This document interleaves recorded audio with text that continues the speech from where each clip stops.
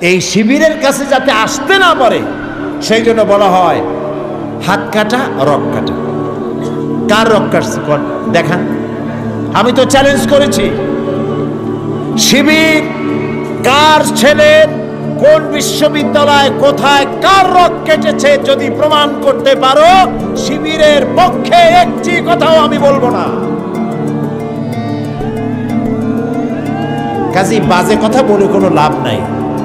এই সব কথা বলে ইসলামী আন্দোলনকে ঠেকানো যাবে না। ঠেকানো যাবে যাবে না। যতই এই যে 15 দল 20 দল 22 দল একসাথে হচ্ছে না ভাই, বড় বড় এক একটা শূন্য, 0 + 0 + 0 + 0 from Khulna to Dhaka equal to কত? একটা বিগ জিরো। এই সব বামেদের নেতারা, যত নেতা আছে, আমি চ্যালেঞ্জ করলাম, নিজের জন্মভূমিতেও যদি দাঁড়ায় 100% জামানত বাজেয়াপ্ত হবে। একটাও পার্লামেন্টের সদস্য হতে পারবে না। কাজী